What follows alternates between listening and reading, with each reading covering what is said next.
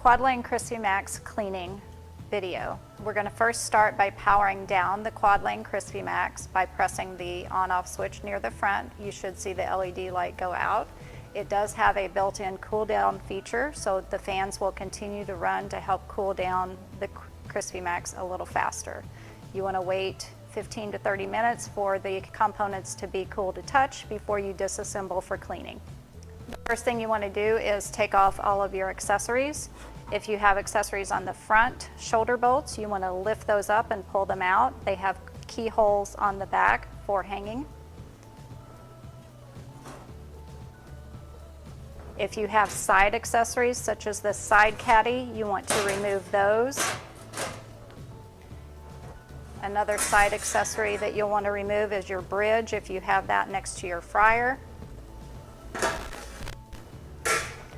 You'll want to remove any dividers. The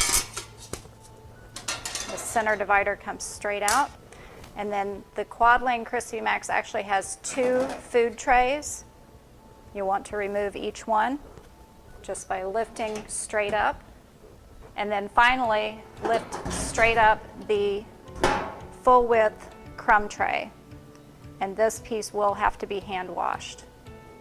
Anything that's removable on the Merco Quad Lane CrispyMax or any Merco products, if it's removable, it can go in the dishwasher or it can be hand washed in your 3-compartment sink. Once you have all your components removed, you can take your soapy cloth or some Merco Clean and wipe down all of the interior of the CrispyMax cabinet. Make sure you wipe down the louver areas, clear any obstructions you might find, any loose pieces of food or crumbs, and just wipe all surfaces down, front, back, sides, inside, outside. Once your CrispyMax components have dried and they're clean, you can reinstall things in the reverse order. The crumb tray goes in first.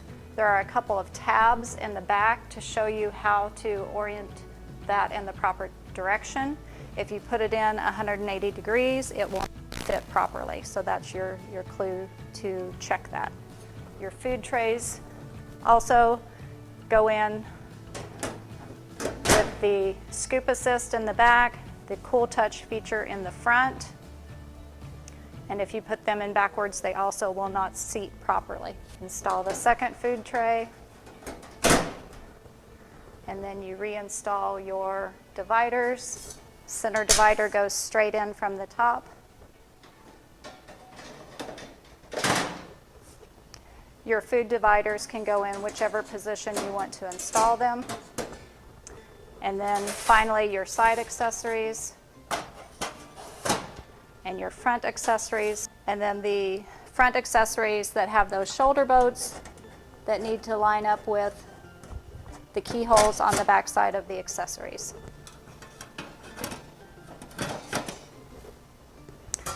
And the bridge on the side next to your fryer. Once you've got everything put back together, it's ready to go for your next shift.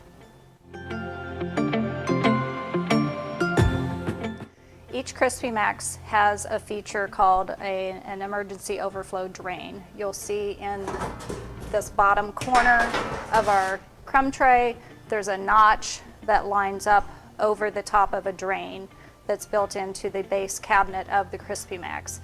This is not to be used for cleaning or flooding of the unit with any types of water or cleaning materials. This is an emergency overflow drain in case the daily cleaning procedures are not being followed and this pan gets full of oil. We want to protect our electronic components.